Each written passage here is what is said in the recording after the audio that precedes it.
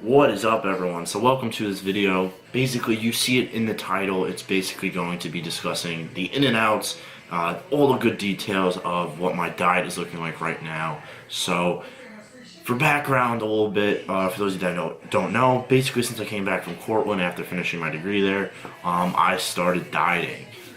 You can kind of call it whatever you want. I was prepping.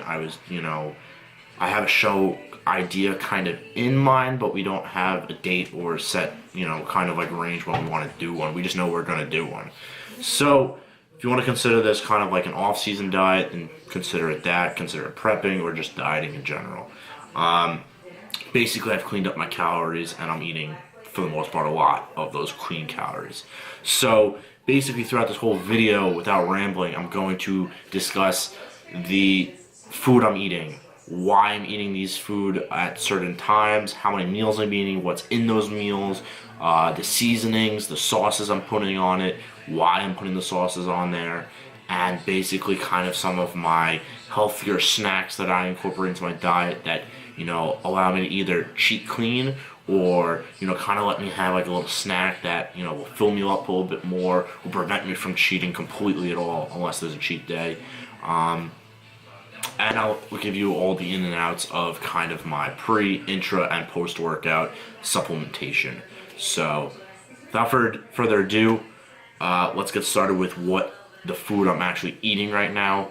So, I want you guys to quickly take a look right now. It just popped up. This is my current diet. So, this is meal by meal breakdown you're looking at right now. So, let's get started with talking about the food. So let's start with the carbs first. So our first source of carbs that we have during the day is grits. White rice. Super easy, super convenient. You put it into like a little pasta boat. I'll show you what that is in a sec. Cooks for 10 minutes in the microwave. Super easy, super clean, and efficient. Red or white potatoes. I kind of switched it up to change it up. So for now I'm doing red potatoes. Sweet potatoes, I'm a little low right now, but yams, sweet potatoes. So when it comes to healthy snacks, Quaker, rice cakes. Specifically this flavor though. If you're a fan of buttered popcorn, one of the huge things while dieting is how people don't want to kind of like, kind of lose part of their social life, when dieting. So this is something I found. I wanted to try it. The macros are the exact same thing as the original buttered popcorn.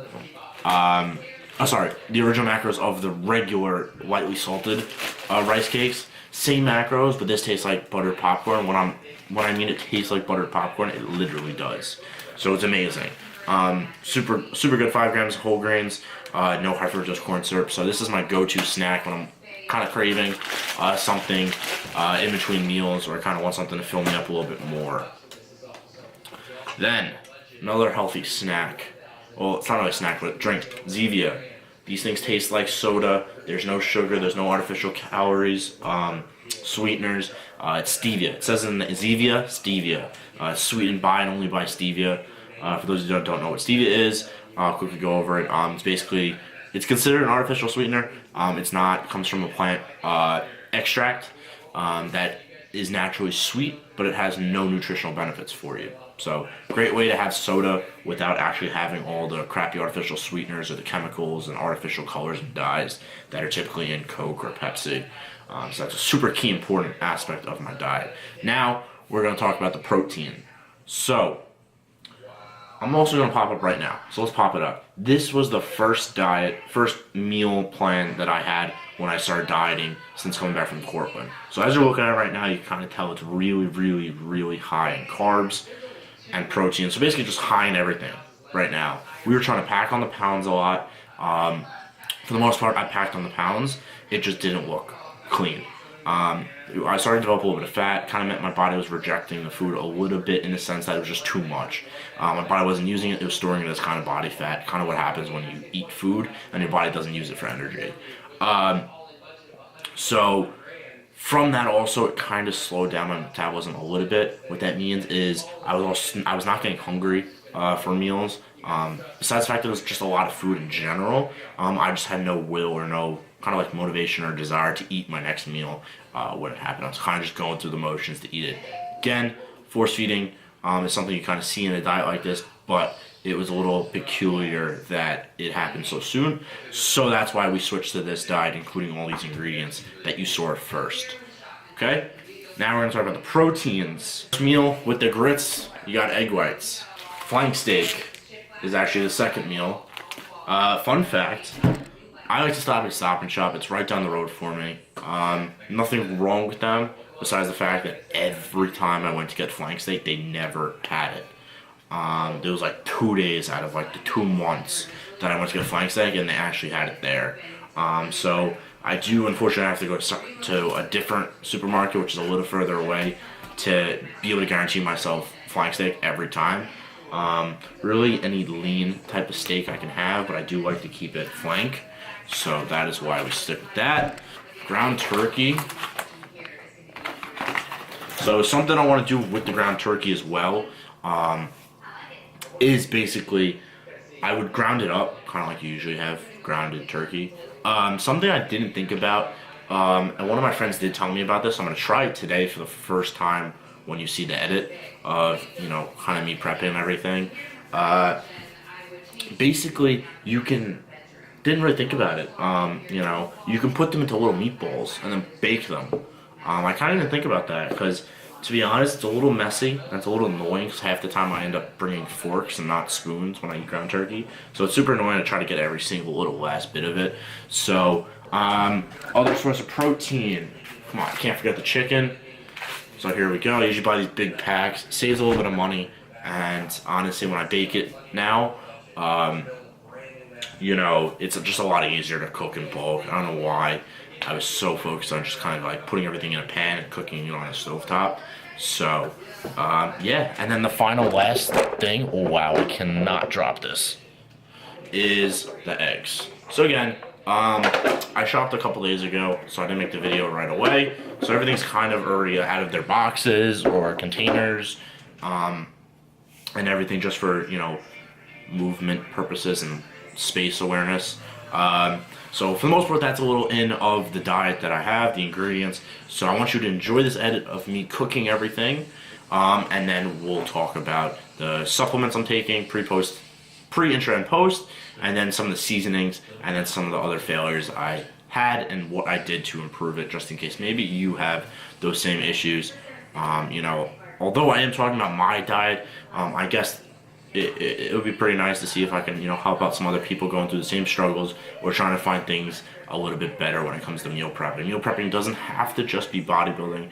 I know that's something I'm pursuing, but meal prepping in general is super important for anyone who works full days with, you know, long travel time. So you kind of like, you live in Long Island, you work in the city, or you live further away than your job and you have to commute a little bit further. So meal prepping is just super important to be able to make healthy meals and, you know, be able to eat them, you know, throughout the day without worrying about having to go, you know, you have 30 minutes, you have a McDonald's, a Wendy's, and a Taco Bell right next to your job, and those are your only food options. So super important meal prep. So here's some of the ingredients that I use, and I'll give you some tips at the end as well. If I could help, that'd be awesome. If not, thank you for watching what my diet is. So yeah, enjoy the edit.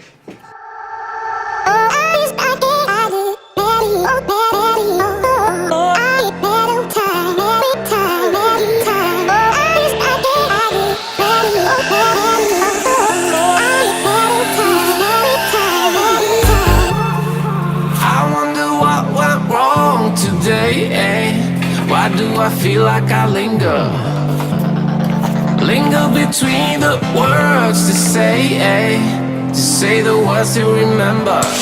Now we're here to take control over your body and over your soul. We're gonna take back everything and lose it all, lose it all, lose it all. Feel it in your arms, feel it in your legs, feel it on your fingertips and feel it in your head. Just let your body go, just let your body go. Alright everyone, so as you can tell, the meatballs are done. Well, the turkey balls, whatever you want to call them. They're done, so take a look at them. Kind of sort of in the edit a little bit, but they look like they came out pretty good. They're each measured to 2.5 ounces, so if you remember, I have to have 7.5 ounces of the ground turkey per day for that one meal. So micromanaging, it puts me at like 3 meatballs per meal, which is nice and easy. I don't have to cut off parts of the meatball to get a certain number. So it's all nice and easy now. Huge tip, and it's up to you. If you want to clean more dishes, then it's up to you, so be it.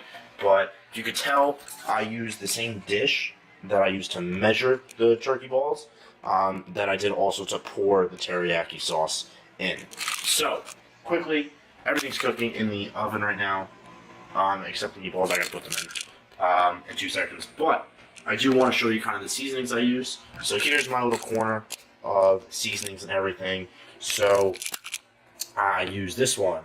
So again, it's something I've had, so I'm playing with kind of what we have at the house already. This roasting spice, you got salt, pepper, garlic, sugar. Oops, it didn't zoom in. It's not zooming in. But we got salt, pepper, garlic, sugar, paprika, and nutmeg. So some pretty clean options. This Flavor God chocolate donut, again, clean options. Honey, cocoa, cinnamon, coriander, cardamom, and nutmeg. I use this on my grits, so it gives it a little bit of like a kind of like a chocolatey taste. Pink salt I add onto my white rice when I cook it, so the white rice is right there. I still gotta cook more. So that is what I use on my white rice. Obviously some Pam. I use the olive oil, get a little bit of those omega benefits from it. It's not really that much, but it's just a better alternative for Pam. This is what I used to use. I kind of tried it for a little bit, the sesame teriyaki marinade. I don't know, something about it. I think it's better when you make it on the spot and eat the food on the spot. But if you put it in the fridge to kind of like stay clean and good for the next couple of days, it's not really as good as, I don't know, the day. I don't know. I think it's the sauce that just kind of like doesn't have a fridge shelf life to it, whatever that means. But this is what I actually used.